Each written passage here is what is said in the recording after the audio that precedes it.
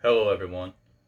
I want to warn every single one of you that this video is going to contain graphic images and fatal accident footage. I also want to mention that this video was originally scrapped. It wasn't going to see the light of day, but now it's finally here. This project has been worked on for almost a year, and I want to say thank you for all the love and support you have given me.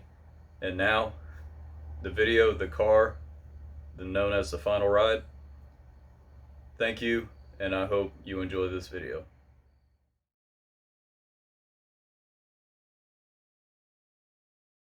Inside, rewind, inside, detail.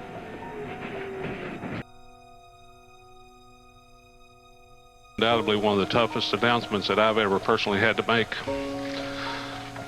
But after the accident in turn 4 at the end of the Daytona 500, we've lost Dale Earnhardt.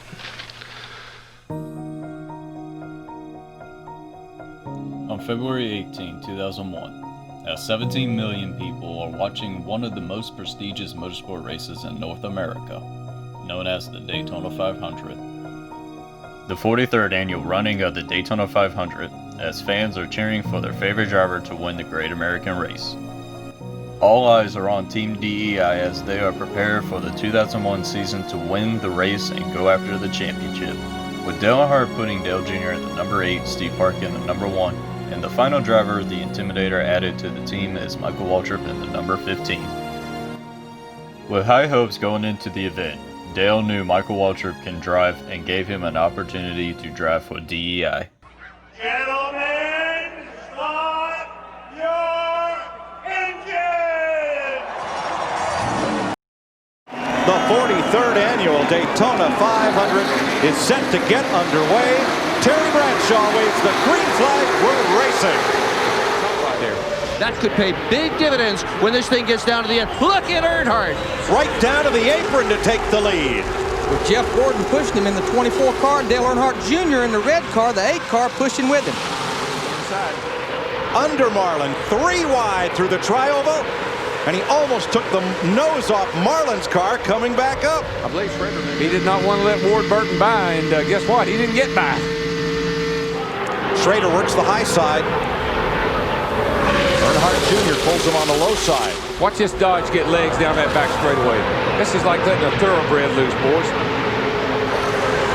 And he's got some help, and when he's got help, here he comes. Jeff Gordon, number 24, 500. Here comes Jeff Gordon on the outside. He's going to take Steve Park with him, number 1, and Ken Schrader's 36 Pontiac. Waltrip, Earnhardt Jr., Earnhardt Sr.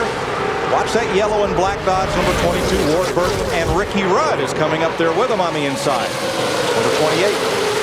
Wonder what Teresa Earnhardt's thinking right now. She's got a team she owns. Dale Earnhardt Jr. and her husband out there running 1, 2, 3 right now. She's asking everybody how much this race pays to win, baby, right now. To run first, second, That's right. third. How much we going to take home today?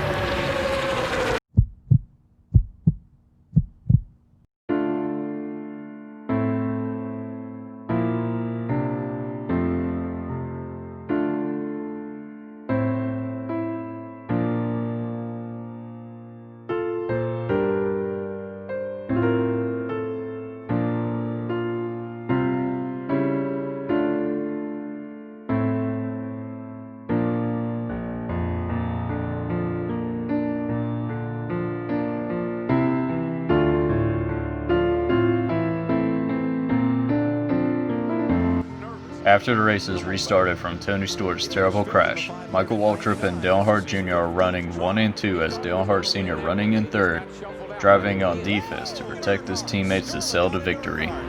Dale is doing everything he can to keep Sterling behind him because Dale knows that Sterling's got a fast car. Here comes Schrader on the outside, that yellow car. Remember, Schrader's not won in 10 years. He's got the help there of Bobby Hamilton in the 55. Michael wants to see these guys just all over each other behind him. The more they do that, the more leadway it gives him. Yeah, they're not going to ever make it up on the outside, I don't believe. They can get a run on him and they can get up there to him, but I don't believe they can pass him. Every driver dreams of winning the Daytona 500. Michael Waltrip dreams just of winning this race, any race, to break that big 0 for streak, 0 for 462. I don't know if I can stand this or not. The final lap of the 2001 Daytona 500 as we witness a driver scoring his first victory as another loses his life. 3 wide behind them. You got him, Mikey. You got him, man. You got him. Come on, man. Come on, baby. Come on, get him in the fold. baby. You in the A. Get him in the The fold. 3 cars. Oh! Big trouble. Big wreck behind them. To the flag. Come on, Mikey. You Got him. Mikey! Yes! All right! Michael Waltrip wins. All right! That's a television dream come true.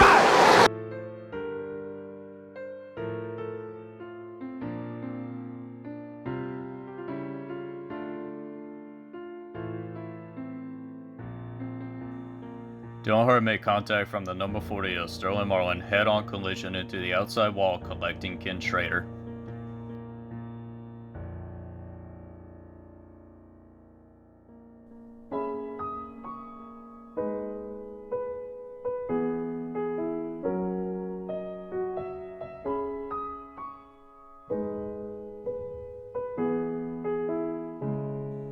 As the cars lay to rest, Schrader walked over to Earnhardt's car and knew he was in trouble.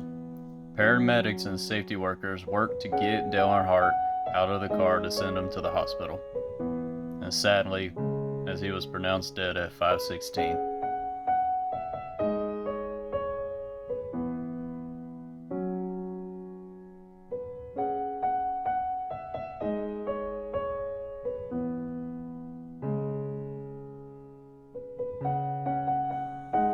After Earnhardt's death, Mike Helton went to the conference to say the words that shocked the NASCAR community forever. Undoubtedly one of the toughest announcements that I've ever personally had to make.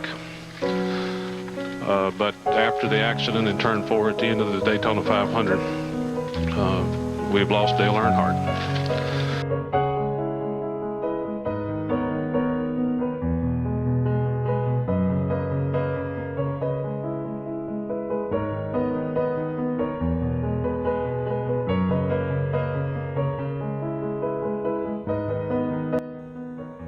After the death of Earnhardt, thousands of fans laying down flowers and candles to be placed at the DEI, showing love, support, and condolences. Taking a deep breath after the tragic death of Dale Earnhardt and hearing the chilling words from Helton is something that will be in the minds of many forever.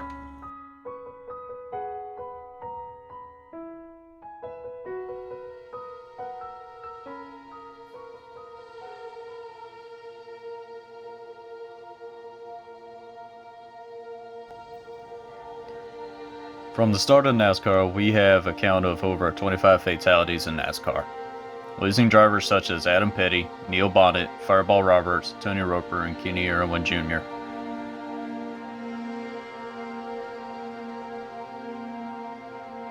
NASCAR including a spectator 7-year-old boy named Roy Brandon, who was the first official death in NASCAR.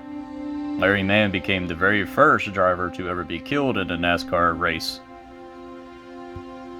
The same day Roy Brandon had his accident, William Davis had his accident but survived almost 2 days before succumbing to his injuries. There's not a lot of info about William Davis. Usually race cars that a driver suffers from a fatal injury are being kept and investigated. After the investigation are finished, they are mostly destroyed and will never see the light of day.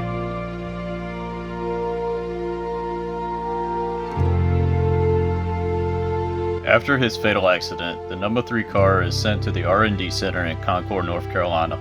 The R&D Center is a research and development facility for NASCAR to investigate and calculate to make the racing safer and discovering adequate of the NASCAR stock car. When the car was sent to the R&D Center, this was basically the last time we heard about the car. During the investigation, solving the cause of what killed Dale Earnhardt Sr., Dale's fatal injury is declared as a basilar skull fracture, in which was a severe impact to the skull and which was the cause of his death. After the determination of Earnhardt's cause of death, this is where we never hear anything about the car. The car's whereabouts is unknown.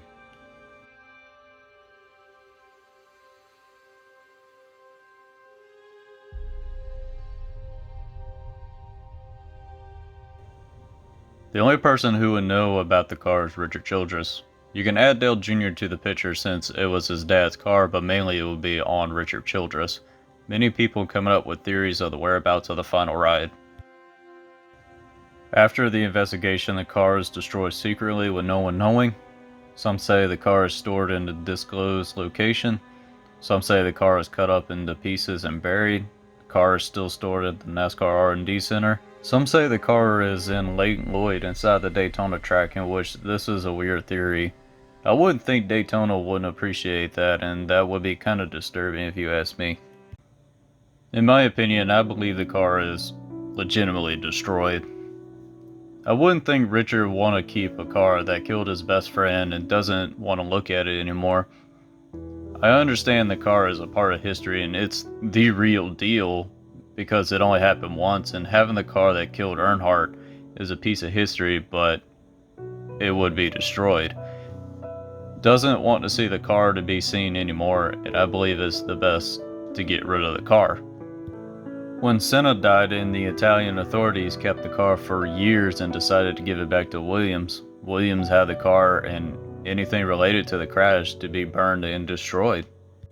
If the car is still around to this day, we will never know where the car is. I'm hoping the car will never be discovered and resurface. Losing Dale Earnhardt is the moment where NASCAR made safety top priority for the sport, and sadly it had to take somebody's life to do so.